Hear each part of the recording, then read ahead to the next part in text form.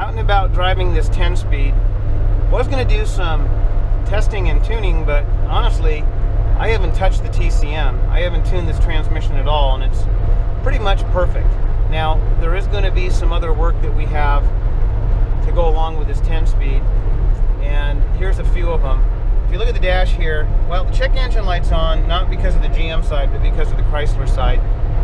This Jeep had a supercharger on it, and the ECM was locked by the tuner. So we have to have that unlocked, and then we can remove the codes, and that light will go off. There are no codes on the GM side. We have tap shift. If I come back into the tap shift gate, you can see it's working, but the current gear is not reading. Obviously, the coding in the T87A is different on the 10-speed than it is on the 8-speed, so we're going to code that. And one more interesting thing is the coolant temp gauge. I guess the newer 10-speed LTs have a different coolant temp signal, so we're going to code that too. We're hopefully going to have that done by the end of this week. So these are the things that we learn breaking new ground. It's in 4-cylinder mode quite a bit. I'd really like to take this Jeep in a long drive, just like I did that 8-speed. And we got a Jeep here that's heavy on 1-tons and 40s, and do some comparisons. So I pretty much think this is going to be top of the pile. The LT1 and or the L86 with the 10-speed, and then of course the LT4, and we have an LT4 with the 10-speed coming up soon. There's not anything else out there in the engine conversion world to compete with these powertrains. You can have a Hellcat with 700 horsepower, you can have a Coyote motor, but the technology in these engines with the direct injection and the 10-speed transmission, etc., is definitely leading the class. A lot of customers call me and tell me how much horsepower they want, but that's kind of deceiving in these LTs because the torque that they put out. And I've had guys drive like 6.4 Hemis, and then they'll drive an LS, and yeah, they're pretty comparable to 6.2 LS. But then when they get into a 6.2 LT, it's really kind of a different game. The torque of the 6.2 LT, and even the 5.3 to a certain degree, really changes your perception of what horsepower is. So when we talk about a 460 horsepower LT1, it's really putting out more than 460 horsepower relative to what else is out there. In fact, I've had guys drive the LT1 with the 8-speed and tell me that it's somewhere between a 6.4 Hemi and a Hellcat. A properly tuned LT1 now with a 10-speed, it's going to be a pretty hard combination to beat. Now, we're not talking about going around a racetrack or drag racing, which some of my customers have done. We're talking about haul and weight, and the same benefits hold true to hauling these heavy Jeeps. Having that torque and horsepower lend itself well to a 5, 6, 7,000 pound JK. One of the benefits of running the 8 and the 10 speeds now is the cost. Believe it or not, a few years ago they were kind of giving away the 6L80s because GM had them in production and they were cranking them out. But as the 6L80 nears the end of its life, GM started cranking out the 8 speeds and now the 10 speeds. And because I think GM had some teething problems with the 8 speed, I think they jumped in with both feet on the 10 speed. And as you guys know, they went into collaboration with Honda, Toyota, Ford, etc. They wanted a transmission that was going to be bulletproof out of the gate, and I think they got it. The 8L90 does have a couple of advantages, and by the way guys, I still think the 8L90 is a great transmission. The newer 17s and up run really similar to this 10 speed. The 10 speed might have a slight diversity advantage, but if you got an 8L90, don't be sorry, it's an excellent transmission. One advantage of the 8L90 is that you can run the old T87, which is a lot easier to program and less costly. And two is, the 8L90 is an extremely strong transmission. It is rated for 770 foot-pounds of torque. If you're going to supercharge your Jeep, put 40s on it, go out and do four-wheel drive burnouts, you're most likely not going to break an 8L90. In fact, I can say that since we've been putting the 8L90s in for the last few years, we haven't had a single one fail. Now, yes, in the early ones we have fought issues and problems that were inherent to the design and the software, but we've never actually had a hardware failure. But I think GM hit a home run with a 10-speed for several reasons. One, it's ready to go right out of the gate. Two, I think 10 forward gears is about where it's at. I just can't imagine going to a 11 or 12 speed. I think 10 speeds is where it's going to be out for a while.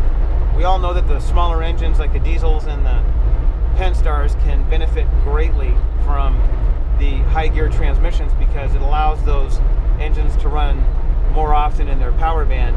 Well, the bigger engines, while they have longer legs and more torque, can get away with lower gear transmissions. They also see the benefits of the higher gear transmissions. Getting on the highway and dropping down to 1600 RPM to cruise and then going into a 4-cylinder mode definitely has its advantages. One disadvantage I would say of the 10L80 is filling the transmission up. You basically have to service the transmission to fill it up, and there's a adapter that goes into the pan that overflows. Just like, I remember Jaguar did this way back, and then GM started doing it and everybody started doing it, but it's just not as convenient as the 6L80 and the 8L90 with a dipstick tube. The 4-wheel drive adapter on the 10L80 is just like the 8L90. It's a wet adapter, so there's a seal inside the adapter and there's a seal inside of the front of the transfer case. So you can't just remove that adapter and put anything you want on there. You've got to keep that on there and then run a clocking ring. I'm really happy that GM decided to stay with a lever on the side of the transmission. A lot of manufacturers are going to fully electronic transmissions, and there is no external shift lever. So if your battery goes dead or electrical system quits, you've got to manually override it with a cable pull or switch to tow the vehicle. Call me old-fashioned, but I like to have a parking prop that I can engage manually, and then the ability to pull it back into neutral manually. I don't want to depend on hydraulics and electronics for that. In fact, one of the things that I do when I test these vehicles is I put them on a steep driveway and I put it in park with the e-brake off to make sure that the park and prop engages and the vehicle doesn't move. You don't want a vehicle that weighs 6,000 pounds rolling down your street. And it sort of is one of the things that bugs me on some of the new vehicles, like the JL and even my wife's Pacifica. When you stop it, you're turning a knob, an electronic knob, that is electronically moving that transmission into park. And there's always that apprehension, did it really go into park?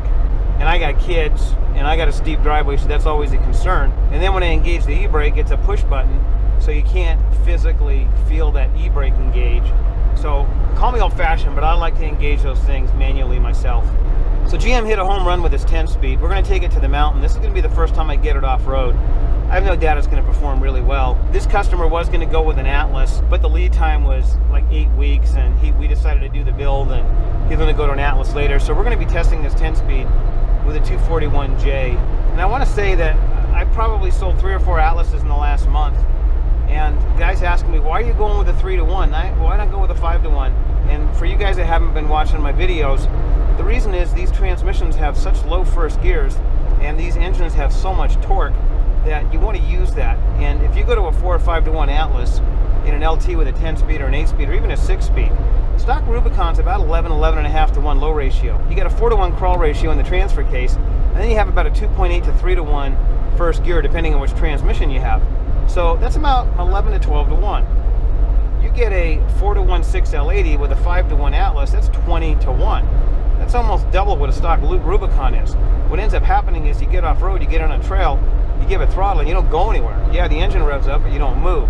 So with this 10L80 and the 8L90 and the 6L80 all having a 4-to-1 plus low ratio, you go with a 3-to-1 Atlas, you're at 12 to 1 plus. That's lower than a stock Rubicon. And I'll tell you, when I'm running these trails, I don't need 4-wheel drive low. I use 4-wheel drive high. These LTs just pull right out of it. You put it in first gear, you can idle up any hill. Now, I do use 4-wheel drive low for going down hills to slow me down, and on really steep hills, yeah, of course, I will use 4-wheel drive low. But in general, you're going to find yourself using 4-wheel drive low a lot less than you did with the V6. So we're going to hit the trail right now.